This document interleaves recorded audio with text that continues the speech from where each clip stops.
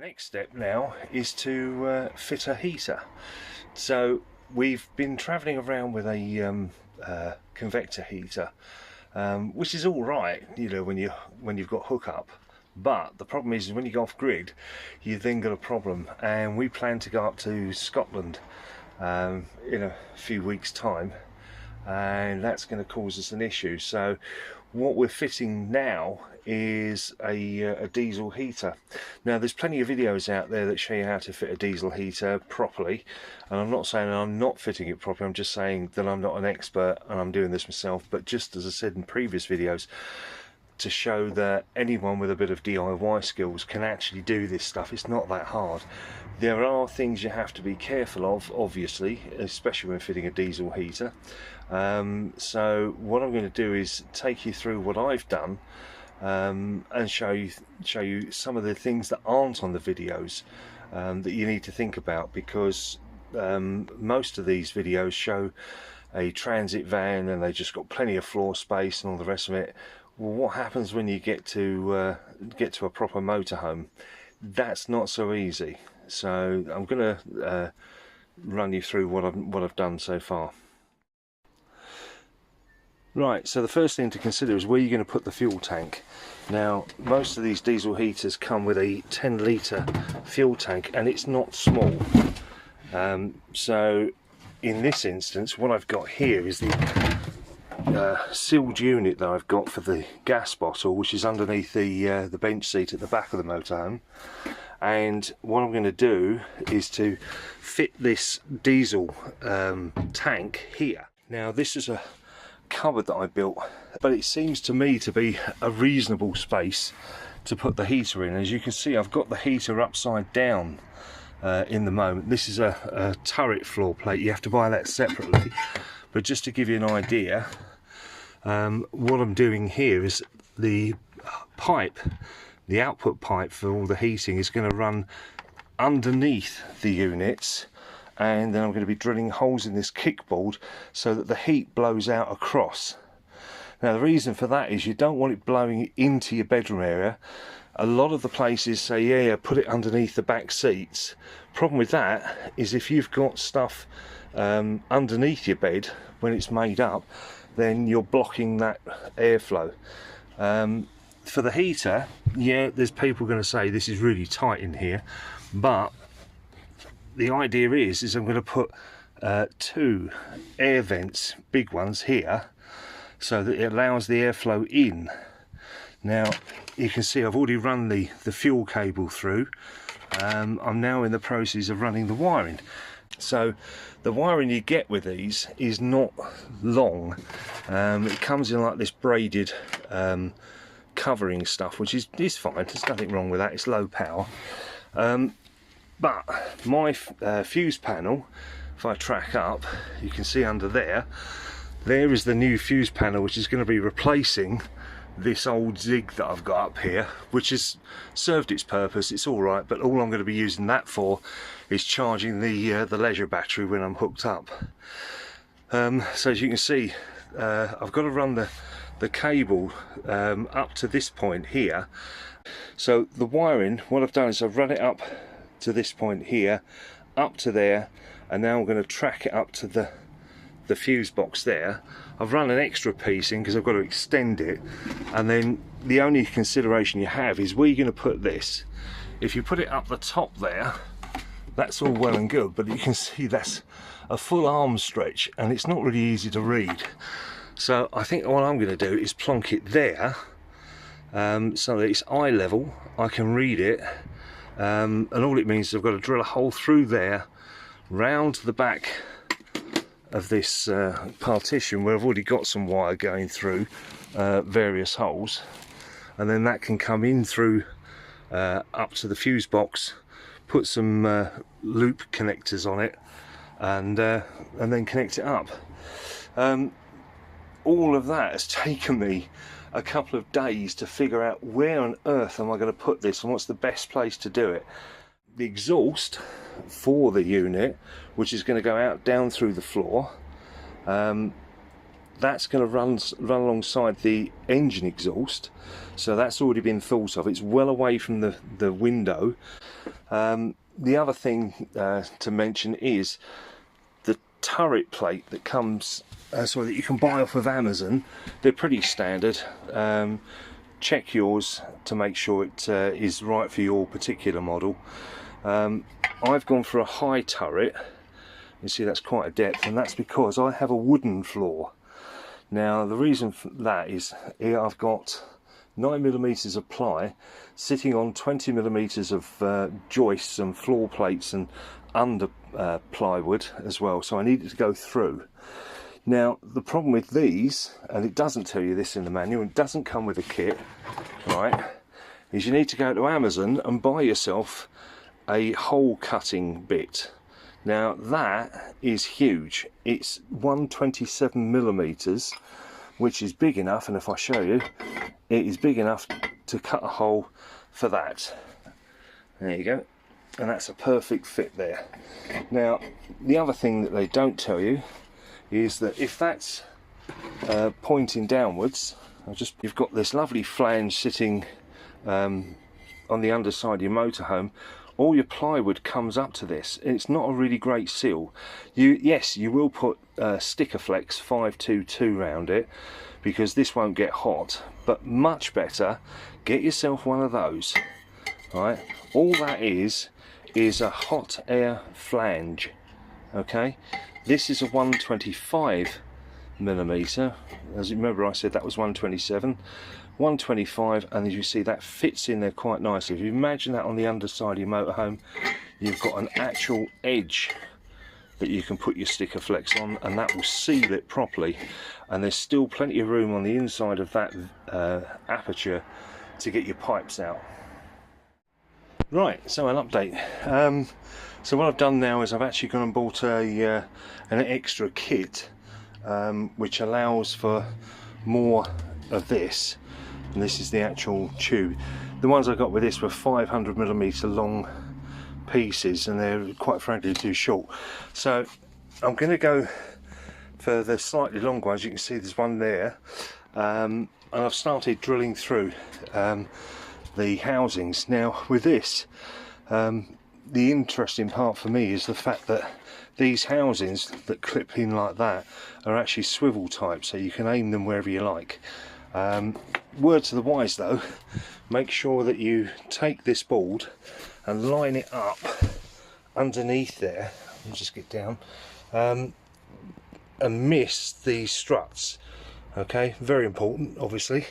What I've done is I bought another kit of different size hole borers. Now that one there is an 85, and the reason that's an 80, I need the 85 there, is because the size of these pipes needs to go through the boards underneath, and you can see there I've just cut one of the holes and this pipe passes quite nicely through it. Then I've got the 75 one, which I've just used on the kickboard here, and all you do is screw these in place, and then connect those black hoses to the back of them. So that's the next step. Right, so here we are at the stage where I've taken the flange, and what I've done, I've offered that into the hole here, into the space rather, and what I've done is oops, wrong way around. Let's get that the right way around. You can see this is actually a very, very snug fit. There's no movement there at all. So what I did was I drew round these circles, these two main portals there. That left me a mark on the floor. I then put a drill down through the centre here, between the two round circles. There's a little bit of guesswork, but the eye's pretty clever for that sort of thing. And then I took a 127 mil boring bit, took it down through the layers. As you can see, if I show you this here, what you've got the inner floor there, 9mm of ply there, then you've got the foam then you've got another layer of ply, and then you've got, on this particular model, we have an insulation film. Right, so that's what I did, and when I put this, let's put it the right way around now. Okay, I'll try this for size, like that. As you can see, it actually is a very snug fit. It's, if I try and pull that up a bit, it doesn't come easily, but that's great. That means that the base plate itself is going to seal very nicely against those inner edges, and I'll show you again what I'm talking about there. So I'm going to put some sticker flex around here and along the edge of this turret, and the idea is I'll push it down. There's a big amount of sticker flex comes out the surface, then I can screw the plate down, go on the underneath, run my finger around so I get a nice proper seal on the underside. The job's done. So this is it. This is the unit now fitted in here. You might be wondering about the back end of this because of the distance between the wall and that intake. Not a problem, because as I said in my previous videos, I've also fitted a 75mm air intake there and there, so there's plenty of airflow coming into this. And as this is an open top cupboard, there's going to be plenty of airflow there, so not a problem. There is actually, you can't really see it here, but there is about 3 inches there, and as you can see, the battens actually go back underneath, so there's even more gap on the sides. It's probably about, yeah, it's probably about 2 inches either side between the walls. What I've got to do now is to connect up the air hose. It's not connected there. They're ready for these pipes to be connected up. They're all ready on the fascia board there, and now all I've got to do is connect up the air pipe. After this, I've then got to install the fuel line, the fuel tank I should say, and that's going to be at the back end of the motorhome. So yeah, I'm pretty pleased with the way this has gone. I did follow a previous instruction from one of the other videos to fit all the exhaust pipe and the hoses and that to the base unit here before I lowered it down, and that's allowed me to seal the joint between the metal plate and the bottom of the unit with a bit of sticker flex. And yeah, as I say, it's gone pretty well. I'm pretty pleased with the way that's turned out. Proof of the pudding is, does it work? Welcome back. So I just wanted to show you how these diesel heaters fire up. You can see I've got the control panel there now on the wall. As you can see, it's saying it's 10 degrees in the motorhome at the moment, and this is rather interesting. It also says the power is 14 volts. That's because we've got 3 solar panels up there and it works really well. But what I'm going to do now is I'm actually going to turn it on, because some people have problems with this. Our one was lucky, I suppose. It just works straight out of the box. But all you do, power button in the middle there, press, that brings it alive, and then press and hold. And you see the little symbol start to come up. I'm going to let this run, but what I'll do is I'll speed up the video once it gets going, because I want you to see roughly how quick that starts to heat up the motorhome. You see now the ignition has started there. That's the little red symbol. See if I can get a better angle on that. Once that gets up to temperature, the actual fan will kick in, and so will the pump. As you remember, I placed the diesel tank at the back inside the gas chamber, so you're not going to get any diesel fumes in here at all.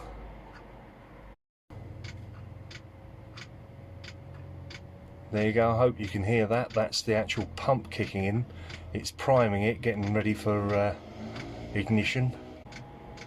You can hear it start to speed up now, and the heater's gone off to show that it's now alight. And just while we're waiting for that to kick into high gear, this is running directly off the leisure battery. It does consume 10 amps when the heater's going to ignite it, but once that cuts off, it's a matter of an amp or two, which the solar panels produce more than enough energy to cover that, even on a grey overcast day like it is today at the beginning of December. Right, so the heater's now had 15 minutes. You can see it's already taken it from 10 degrees now up to a nice toasty 13 degrees, he says. Bearing in mind the motorhome's really cold at the moment, it's been sat for a few days. I think that's pretty good. It can go right up to 32 degrees if you really wanted it to. We've never had it going for more than about 20 minutes at a time because it just heats up the place up so nicely, it's ridiculous. But yeah, really like this, really a good heater. For off-grid, perfect. For on-grid, we use an oil-filled radiator because we can save the diesel for running this, and just makes sense. So anyway, that's our diesel heater. Thanks for watching the video, and don't forget to like and subscribe, and I'll see you in the next one.